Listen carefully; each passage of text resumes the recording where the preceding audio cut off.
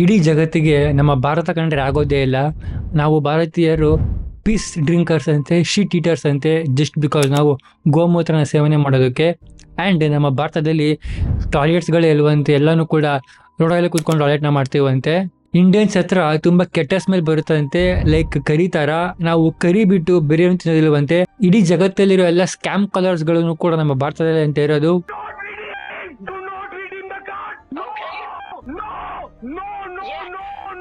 And ನಮ್ಮ ಭಾರತ ಒಂದು rape capital ಅಂತ. ನಮ್ಮ ಭಾರತದಲ್ಲಿ ಮೈನರ್ಸ್ಗಳಿಗೆ ತುಂಬ ಹಿಂಸೆ ಕೊಡ್ತೀವಂತೆ. ಆ್ಯಂಡ್ ಇದೊಂದು ತುಂಬಾ ಮೇನ್ ಟಾಪಿಕ್ ಏನಂತ ಅಂದರೆ, ನಮ್ಮ ಭಾರತದ ಸ್ಟ್ರೀಟ್ ಫುಡ್ ತುಂಬಾ ಅನ್ಹೈಜಿನಿಕ್ ಅಂತೆ. ಆ್ಯಂಡ್ ಅದನ್ನು ಪ್ರೂವ್ ಮಾಡೋದಕ್ಕೆ ಈ ಒಬ್ಬ ವ್ಯಕ್ತಿನೇ ಸಾಕು. ಆ್ಯಂಡ್ ನಮ್ಮ ಭಾರತದ ಹೆಸರನ್ನ ಗ್ಲೋಬಲ್ ಲೆವೆಲಲ್ಲಿ ಹಾಳು ಮಾಡೋದಕ್ಕೆ ಈ ರೀತಿ ಒಂದು 3-4 ಜನ ಇದ್ಬಿಟ್ರೆ ನಮ್ಮ ಭಾರತದ ಕತೆ ಮುಗಿದೋಯ್ತು. ಗ್ಲೋಬಲ್ ಲೆವೆಲಲ್ಲಿ ನಮ್ಮ ಹೆಸರು ಧ್ವಂಸ ಅಂತಲೇ ಹೇಳಕ್ಕೆ ಇಷ್ಟಪಡ್ತೀನಿ. ಸೋಷಿಯಲ್ ಮೀಡಿಯಾಲಂತೂ ನಮ್ಮ ಇಂಡಿಯನ್ಸ್ಗಳನ್ನ ಹೆಂಗೆ ಅಬ್ಯೂಸ್ ಮಾಡ್ತಾರೆ ಅಂತ ಅಂದರೆ, ಯಪ್ಪ, ಒಂದು ಕಮೆಂಟ್ಸ್ಗಳ ನೋಡೋದಕ್ಕೆ ಕಣ್ಣೇ ಸಾಲದು. ಆ್ಯಂಡ್ ಯಾರ್ಯಾರು ನಮ್ಮ ಭಾರತದಿಂದ ಫಾರಿನ್ಗೆ ಓದೋದಕ್ಕೆ ಹೋಗಿರ್ತಾರೆ ಅಥವಾ ಕೆಲಸದ ಮೇಲೆ ಹೋಗಿರ್ತಾರೋ ಅವ್ರನ್ನೊಂದು ರೇಷಿಯಲಿ ಹರಾಸ್ಮೆಂಟ್ ಮಾಡಿ ಬಿಸಾಕ್ಬಿಡ್ತಾರೆ. ಫಾರ್ ಎಕ್ಸಾಂಪಲ್, ಈ ಒಂದು ವಿಡಿಯೋ ನೋಡಿ, ನಾವು ಪ್ಯಾರಾಸೈಟ್ ಇನ್ವೇಡರ್ಸ್ ಅಂತೆ ನಮ್ಮನ್ನ ಇಂಡಿಯಾಗೆ ವಾಪಸ್ ಹೋಗುವಂತ ಒಬ್ಬ ಫಾರಿನರ್ ನಮ್ಮ ಇಂಡಿಯನ್ಸ್ಗೆ ಕಮೆಂಟ್ ಆಗ್ತಿರೋದು.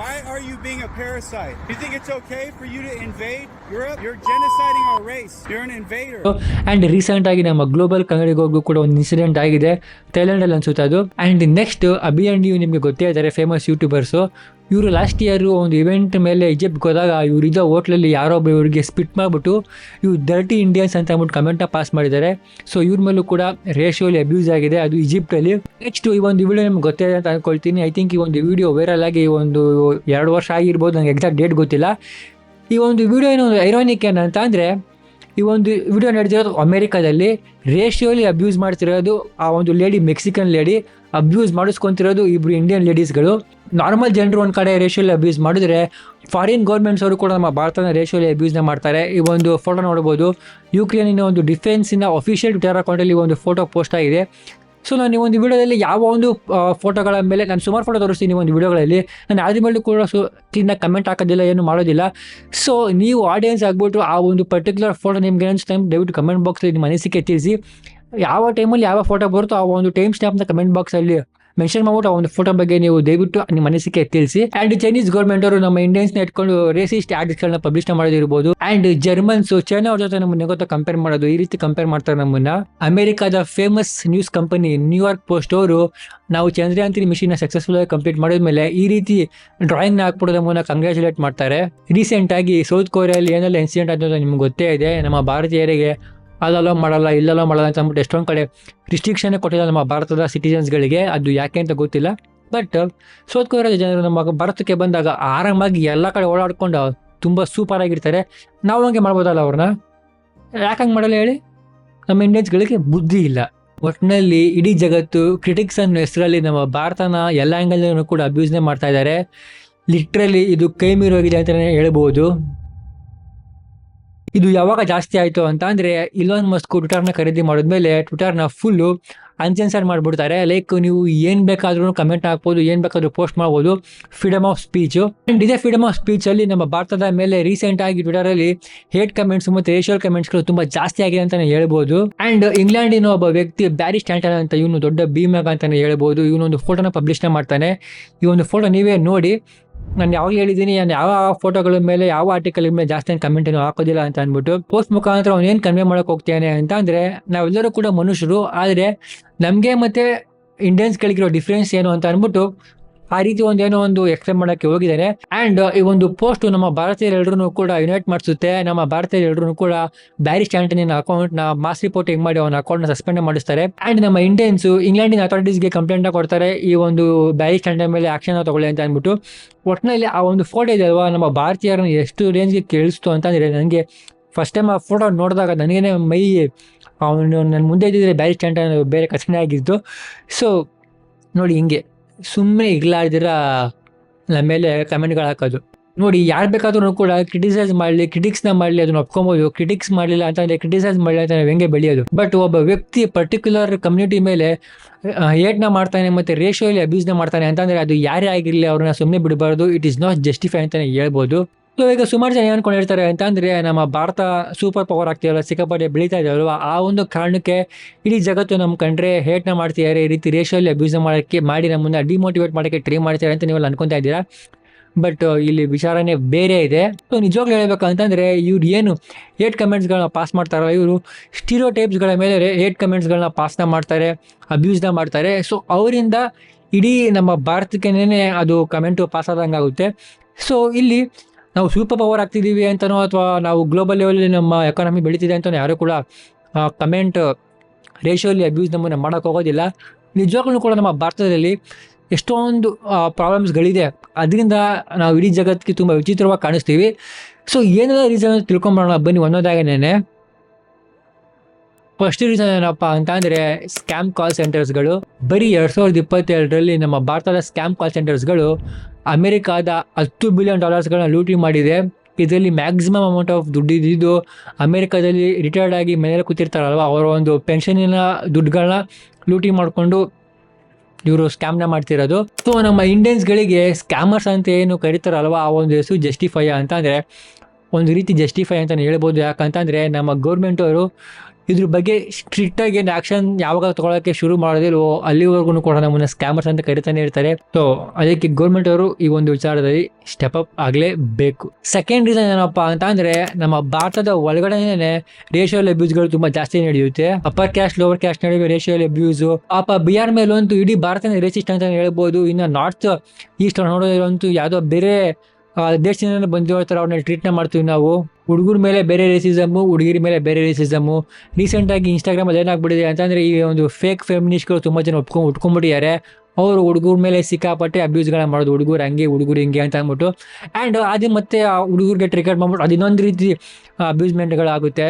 ನೋಡಿ, ಎಂಡ್ ಆಫ್ ದ ಏನು ಗೊತ್ತಾ, ನಾವೆಲ್ಲ ಇಂಡಿಯನ್ಸು ಯಾರೇ ಆಗಿರಲಿ, upper caste lower caste, Hindu Muslim, north south, Hindi Kannada Telugu Tamil ಎಲ್ಲ ಲ್ಯಾಂಗ್ವೇಜ್ ಅವರು ಕೂಡ ಇಂಡಿಯನ್ಸ್ ಏನೇನೆ, ಓಕೆನಾ. ಜಸ್ಟ್ ರೆಸ್ಪೆಕ್ಟ್ ಕೊಡ್ಬೇಕು ಅಷ್ಟೇ. ನಾವು ಒಬ್ರಿಗೊಬ್ರಿಗೆ ರೆಸ್ಪೆಕ್ಟ್ ಕೊಟ್ಬಿಟ್ಟು ನಾವು ನಮ್ಮ ಆತ್ಮವಿಶ್ವಾಸ ಬೆಳೆಸ್ಕೊಂಡು ನಾವು ರೆಸ್ಪೆಕ್ಟ್ ಕೊಟ್ಕೊಂಡಿದ್ರೆ, ಹೊರಗಡೆಯಿಂದ ನಮಗೆ ಏನೇ ಕಮೆಂಟ್ ಹಾಕಲಿ, ನೀನು ಹಾಕೋವಾಗಪ್ಪ ನಾವು ನೆಟ್ಗಿದ್ದೀವಿ ಅಂತ ನಾವು ಆರಾಮಾಗಿರ್ಬೋದು, ಓಕೆನಾ. ಒಬ್ಬರಿಗೆ ನಾವು ನಮ್ಮ ಭಾಷೆ ಕಲಿ ಅಂತಂದರೆ ಅವನು ಕಲಿತೀವಿ ಅಂತ ಅನ್ಬೇಕು ಅಷ್ಟೇ. ಅದು ಬಿಟ್ಟು ನಾನು ಕಲಿಯಲ್ಲ ಹಂಗೆ ಹಿಂಗೆ ಅಂತ ಮಾಡಿದ್ರೆ ಅದು ರೆಸ್ಪೆಕ್ಟ್ ಅನ್ನಲ್ಲ. ನಾವು ಜಗಳ ಆಡೋದು, ಮೂರು ನೋಡ್ಬಿಟ್ಟು ನಮ್ಮನ್ನ ನೋಡಿ ನಗ್ತಾನೆ ಅವನೇ ಹೊರಗಡೆ ಒಂದು ಅಮೆರಿಕದವನು ಅವನ ಕಮೆಂಟ್ ಹಾಕೋದು, ನೋಡಿ ಇಂಡಿಯಾದಲ್ಲಿ ಹಿಂಗೆ ನಡೆಯುತ್ತೆ ಅಂತ ಅಂದ್ಬಿಟ್ಟು, ಓಕೆನಾ. ನಾವೆಲ್ಲ ಇಂಡಿಯನ್ಸ್ ಯಾರೇ ಆಗಿರಲಿ, ಇಂಡಿಯನ್ಸ್ ನಾವು ನಾರ್ತ್ ಈಸ್ಟ್ ಆಗಿರಲಿ, ಸೌತ್ ಆಗಿರಲಿ, ಮಿಡಲ್ ಆಗಿರಲಿ, ಏನೇ ಆಗಿರಲಿ, ನಾವೆಲ್ಲ ಇಂಡಿಯನ್ಸ್ ಜಸ್ಟ್ ರೆಸ್ಪೆಕ್ಟ್ ಮಾಡಬೇಕು ಅಷ್ಟೇ. ಬೇರೆ ಭಾಷೆ ಆಗಿರಲಿ, ಬೇರೆ ಕಮ್ಯುನಿಟಿ ಆಗಿರಲಿ, ಬೇರೆ ಪದ್ಧತಿಗಳಾಗಿರಲಿ, ಏನೇ ಆಗಿರಲಿ, ನಮಗೆ ನಾವು ರೆಸ್ಪೆಕ್ಟ್ ಕೊಟ್ಕೊಂಡಿದ್ರೆ, ನಿಜ ಹೇಳ್ತಾ ಇದ್ದೀನಿ, ನಮ್ಗೆ ಯಾರೇ ಹೊರಗಡೆಯಿಂದ ಕಮೆಂಟ್ ಹಾಕಿದ್ರು ನಾವು ಅಫೆಂಡ್ ಆಗೋಕ್ಕೆ ಹೋಗೋದು. ಯಾಕಂದರೆ ನಮಗೆ ಗೊತ್ತು ನಾವೇನು ಅಂತ ಅಂದ್ಬಿಟ್ಟು, ನಮ್ಮ ದೇಶದವರಲ್ಲ ಅಂತ ಅಂದ್ಬಿಟ್ಟು ನಾವು ಆರಾಮಾಗಿರ್ತೀವಿ. ಏನು ಸರ್ವ ಕುಟುಂಬ ಸಮಥಿಂಗ್ ಏನೋ ಗಾದೆ ನಮ್ಮ ಭಾರತದಲ್ಲಿ ಆ ರೀತಿ ಇರ್ತೀವಿ ಅಷ್ಟೇ. ಜಸ್ಟ್ ನಾವು ನೆಟ್ಟಗಿರಬೇಕು. ನೆಕ್ಸ್ಟ್ ರೀಸನ್ ಏನಪ್ಪ ಅಂತ ಅಂದರೆ, ಅನ್ಹೈಜಿನಿಕ್. ನಾನು ಇದನ್ನು 2 ಪಾರ್ಟಾಗಿ ಡಿವೈಡ್ ಮಾಡ್ತೀನಿ. ಒಂದು ಫುಡ್ ರಿಲೇಟೆಡು ಮತ್ತು ಇನ್ನೊಂದು ಪೊಲ್ಯೂಷನ್ ಮತ್ತು ಕಸದ ರಿಲೇಟೆಡು. ಅದು ನೆಕ್ಸ್ಟ್ ಪಾರ್ಟಲ್ಲಿ ತಿಳಿಸ್ತೀನಿ. ನೋಡಿ, ಒಂದು ವಿಡಿಯೋ ನೋಡಿ, ನಾನು ಸ್ಟಾರ್ಟಿಂಗಲ್ಲಿ ತೋರಿಸೋಣ ಅದೇ ವಿಡಿಯೋ ಇದು. ನಮ್ಮ ಭಾರತದ ಒಂದು ಅದ್ಭುತವಾದ ಅಡುಗೆ ಶೈಲಿನ ಹೆಸರನ್ನ ಹಾಳು ಮಾಡೋಕ್ಕೆ ಈ ಒಬ್ಬ ವ್ಯಕ್ತಿನೇ ಸಾಕು. ಇಲ್ಲಿ ಇನ್ನೊಂದೇನು ಗೊತ್ತಾ, ಫುಡ್ ವ್ಲಾಗರ್ಸು ಸಿಕ್ಕಾಪಟ್ಟೆ ಮಿಸ್ಟೇಕ್ ಇದೆ. ನಾನು ಎಲ್ಲರದು ಅಂತ ಹೇಳ್ತಾ ಇಲ್ಲ, ಒಬ್ಬೊಬ್ಬರು ಇರ್ತಾರೆ ವ್ಯೂಸ್ಗೋಸ್ಕರ ಏನು ಬೇಕಾದ್ರೂ ತೋರ್ಸೋಕ್ಕೆ ರೆಡಿ ಇರ್ತಾರೆ. ಅದರಲ್ಲಿ ಈ ಒಬ್ಬ ಫುಡ್ ವ್ಲಾಗರು ಅಂತ ಅನಿಸುತ್ತೆ.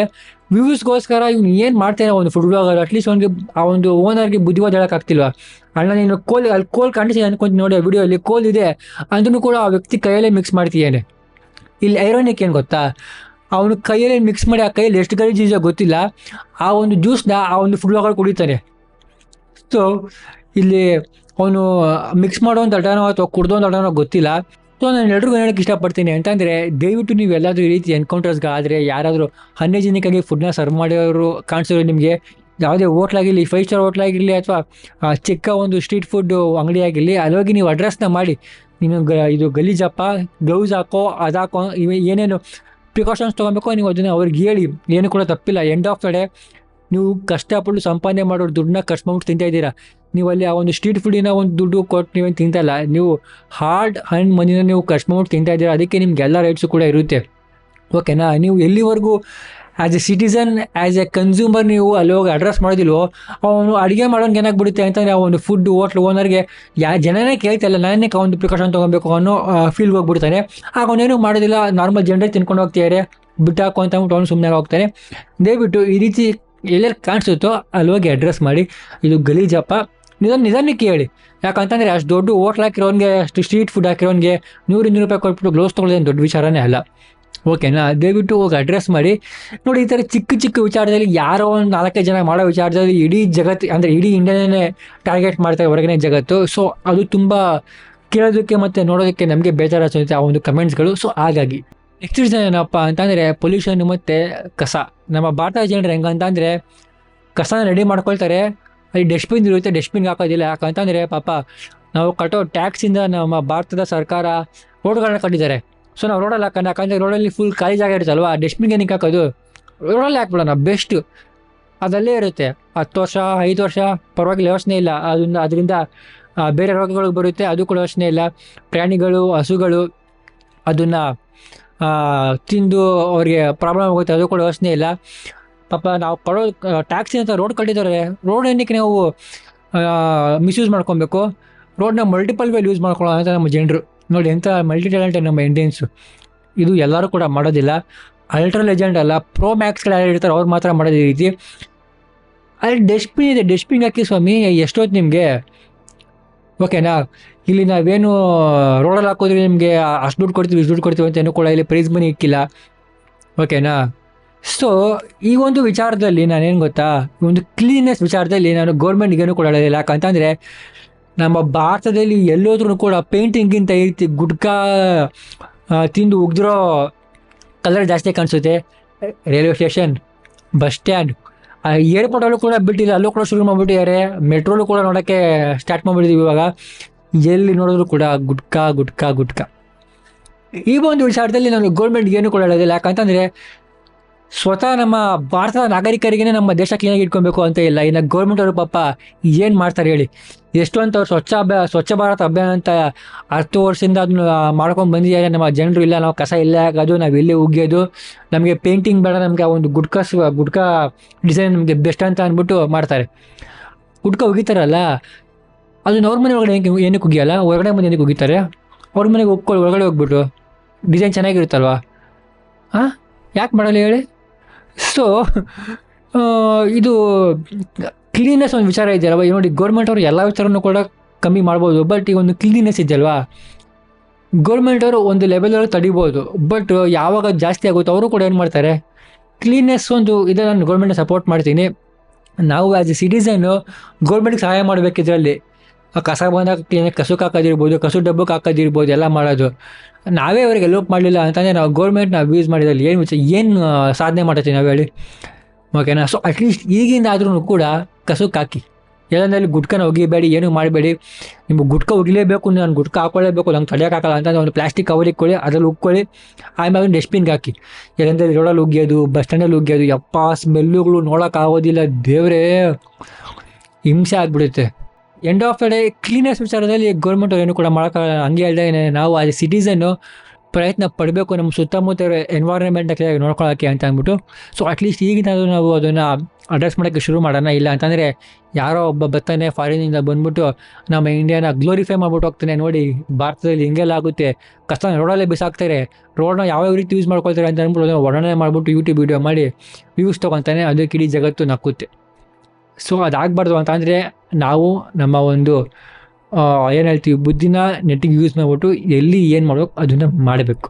ಪೊಲ್ಯೂಷನ್ ಇರ್ಬೋದು, ಕಿತ್ತೋಗ ರೋಡ್ ಇರ್ಬೋದು, ಜೋರಾಗಿ ಮಳೆ ಬಂದಾಗ ಮಳೆ ನೀರು ಕ್ಲೀನಾಗಿ ಹೋಗ್ದಿರೋದಕ್ಕೆ ಡ್ರೈನೇಜ್ ಸಿಸ್ಟಮ್ ಪ್ರಾಬ್ಲಮ್ ಇರ್ಬೋದು, ಅದನ್ನು ಕೂಡ ನಮ್ಮ ಗೌರ್ಮೆಂಟವ್ರು ಏನೂ ಮಾಡಿಲ್ಲ. ಫಸ್ಟ್ ಆದರೂ ಒಂದು ವಿಚಾರಗಳ ಬಗ್ಗೆ ಅಕ್ನಾಲೇಜ್ ಮಾಡ್ತಿದ್ರು ನಮ್ಮ ಗೌರ್ಮೆಂಟವರು.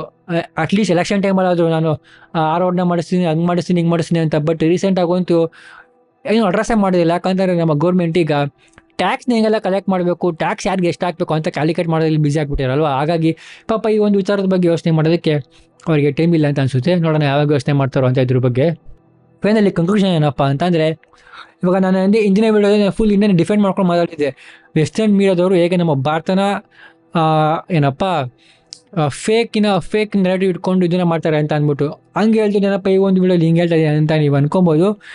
ಏನಕ್ಕಪ್ಪ ಈ ಒಂದು ವಿಡಿಯೋ ಮಾಡಿದೆ ಅಂತಂದರೆ ಎಲ್ಲರೂ ಕೂಡ ಒಂದು ಕಣ್ಣು ತೆರೆಸೋದಕ್ಕೆ.